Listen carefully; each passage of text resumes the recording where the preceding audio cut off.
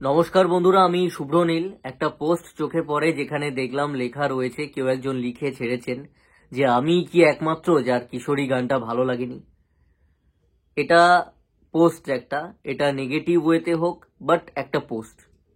আমার friend list থেকে পরিচয় হওয়া এমন প্রচুর মেয়ে রয়েছে যারা এখন বিদেশে রয়েছে, বিয়ে হয়েছে বা বিদেশে পড়াশোনা করছে, কোনো কারণে চাকরি সূত্রে বিদেশে আছে, বা আমার কলেজের হয়তো সিনিয়র যাদের সঙ্গে হয়তো আমার খুব একটা কথা হতো না, বাট ফ্রেন্ড লিস্টে রয়েছে। তো তারা দূর দূরান্ত বাংলা সিনেমার সঙ্গে কোনোভাবে কানেক্টেড নয়, বা বাংলা সিনেমার দর্শকও হয়তো তারা নয়, তারা জীবনে দেখে না। আমি স্টোরি থেকে শুরু করে সিনেমা হলে গিয়ে সিনেমা দেখলেও সেটা হিন্দি দেখে দিয়ে পোস্ট করে, জীবনে দেখতে দেখিনি, বা তাদের থেকে বাংলা সিনেমার কিছু আনএক্সপেক্টেড এমনও কয়েকজনকে দেখলাম যারা কোনোদিন রিলসই বানায়নি। মানে আমি আশা করতে পারি না তারা রিলস করবে। হয়তো 35+ হয়ে গেছে, আমার পরিচিত, কথা হতো, বিদেশে আছে।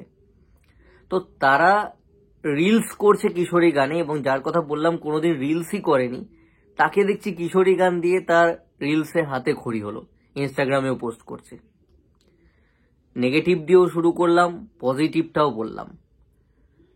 নেগেটিভ হোক বা পজিটিভ হোক, আলটিমেটলি কিশোরী গানটা কিন্তু দেশ ছাড়িয়ে বিদেশের মাটিতেও পৌঁছে গেছে। আজকে দেখলাম বাংলাদেশের একটা মেয়ে আমার ফ্রেন্ড লিস্টে রয়েছে, আমার খুব কাছের, খুব কথা টথা হয় আর কি। বাংলাদেশ এবং ভারতের এই মুহূর্তের সম্পর্কটা বা কি চলছে আমরা প্রত্যেকে জানি। সে স্টোরি দিয়েছে একটা, ওদের ওখানকার বাংলাদেশের কোনো বিয়ের অনুষ্ঠানের ভিডিও আর কি দিয়েছে স্টোরিতে। তাতে দেখি কিশোরী গানটা, চারিদিকে এখন শুধুমাত্র কিশোরীই চলছে।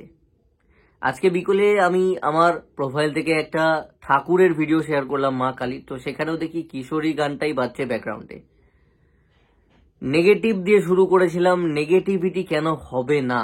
অনেকে নেগেটিভিটি দেখে আবার জড়িয়ে পড়ো না ঝামেলায়, কমেন্ট বক্সে তর্কাতর্কিতে, কারণ পোস্টটা অনেকে শেয়ার করছে। যারা শেয়ার করছে তারা ভাবছে আমরা একটু স্রোতের বিপরীতে যাই। যে পোস্টটা করেছে সে ভাবছে যে আমি যদি এখন রিলস বানাই বা পোস্ট করি, সবাই তো করছে, এটা তো এখন ট্রেন্ডিং, তো আমি কতটা ভাইরাল হতে পারবো তার মাথায় রয়েছে।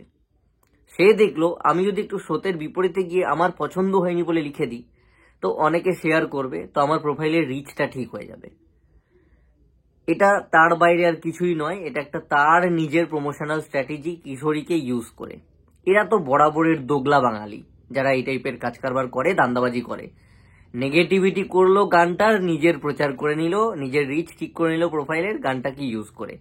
তো এদের তো সাজা হওয়া উচিত আমি মনে করি। সেটা তো সোশ্যাল মিডিয়া থেকে কোনো রুলস সেরকম কিছু নেই, বা সোশ্যাল মিডিয়া দেখে কেউ সাজা টাজা দেয় না আর কি। এগুলো পানিশেবল অফেন্স হওয়া উচিত আমি মনে করি। তো যাই হোক, আলটিমেটলি প্রচারও হলো কোথাও না কোথাও। যে হয়তো একদম সত্যি কিশোরী গানটা শোনেইনি, তার আবার কৌতূহল তৈরি হবে যে দেখি তো গানটা ভালো না খারাপ, কিশোরী বলছে ভালো লাগেনি, দেখি তো আমার ভালো লাগে কিনা, তো সে আবার খুলে শুনবে।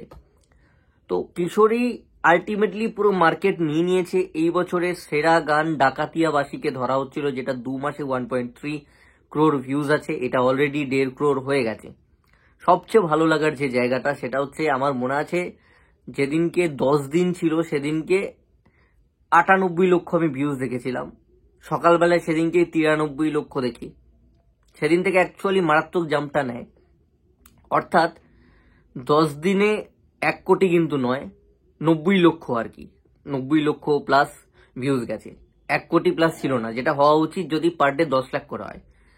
অদ্ভুতভাবে 11 দিনের দিনকে দেখি 1,16,00,000 হয়ে গেছে। এইবারে দিনের কাউন্ট অনুযায়ী, মানে পার ডে দিন অনুযায়ী যদি 10 লাখ করে ভিউজ ধরি, সেটাকে ছাপিয়ে যেতে শুরু করলো, এবং আজকের ডেটে দাঁড়িয়েও দেখবে সম্ভবত 13 দিন, যদি 13 দিন হয়ে থাকে তাহলে 1,40,00,000 ভিউজ আছে, মানে পার ডে 10 লাখের অ্যাভারেজের চেয়ে বেশিতে ভিউজ যাচ্ছে। এইভাবে জাম্পটা 10 দিনের মাথায় নিয়ে নেয় গানটা, এবং মারাত্মকভাবে রিলস হচ্ছে। সবচেয়ে ভালো কথা, যেটা নিয়ে আমি বারবার কথা বলতাম, যে আমাদের এখানে পশ্চিমবাংলায় কোনো আর্টিস্টকে বাংলা গানে আমি রিলস বানাতে দেখি না। কিশোরী গানে সব কটা আর্টিস্ট সিরিয়ালের যারা জীবনে বাংলা গানে রিলস বানায় না, দেখি রিলস বানাচ্ছে। অবশ্য সেটা খাদানকে সাপোর্ট করার জন্য অবশ্যই নয়। যদি তাদের মানসিকতা এরকমটা হতো যে খাদানকে প্রমোট করব, এই গানগুলো আমরা সবাই ইউজ করি, তাহলে খাদানটা প্রমোট হয়ে যাবে, তাহলে একটা অবশ্য যুক্তি ছিল।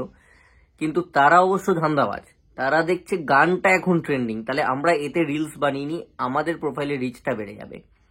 সবাই ধান্দায় ছুটছে, কিশোরীটাও প্রমোট হচ্ছে। কিশোরী যেহেতু করছে, কিশোরীতে অনেকে রিলস বা কেউ যখন শুনছে না তখন তারা ভাবছে যে এটা কোন গান, আমরাও চলো গিয়ে শুনে আসি। তো তাতে করে কিশোরীটার ভিউজও বাড়ছে, এবং ভিউজ যখন বেশি আসছে, যখন নতুন কোনো দর্শকের সামনে রেকমেন্ডেড হচ্ছে ইউটিউব প্ল্যাটফর্মে, তখন সে খুলে দেখছে যে বাবা এত ভিউজ এসে গেছে এত কম দিনে, খুলে দেখি তো। তো আলটিমেটলি তখন অনেকে খাদানের বিষয়েও জানছে। তো সব মিলিয়ে মিশে একটা পজিটিভ বাতাবরণ চলছে চারিদিকে আর কি খাদান নিয়ে। ভালো লাগছে যে অনেকদিন পর ধান্দা হোক কি চালাকি হোক, নিজের প্রোফাইলে রিচ বাড়ানো হোক, নেগেটিভিটি হোক, পজিটিভিটি হোক, আলটিমেটলি একটা বাংলা সিনেমার গান নিয়ে আলোচনা হচ্ছে, চর্চা হচ্ছে, রিলস হচ্ছে। নিউট্রাল অডিয়েন্স যারা দূর দূরান্ত পর্যন্ত কোনো বাংলার কোনো কিছুকে সাপোর্ট করে না, সিনেমা দেখে না, স্টোরি দেয় না, কিছুই করে না, এমনকি বাংলা সিনেমা দেখতে গেলে স্টোরিতে দিতে সেটা লজ্জা পায় বা ছবি তুলে পোস্ট করতে লজ্জা পায়, সেই অডিয়েন্সও দেখি কিশোরীকে সাপোর্ট করছে, খাদানকে সাপোর্ট করছে, বা হ্যাশট্যাগ খাদান বা হ্যাশট্যাগ দেব ইউজ করছে। তো এটা দেখে অ্যাকচুয়ালি চোখের তৃপ্তি, দেখেও শান্তি। কিছু তো হবে বক্স অফিসে, এর কিছুটা রেজাল্ট তো বক্স অফিসে আসতে চলেছে, এটুকু বোঝা যাচ্ছে। Hope for the best. Trailer আসছে, ট্রেলারের অপেক্ষায় এখন।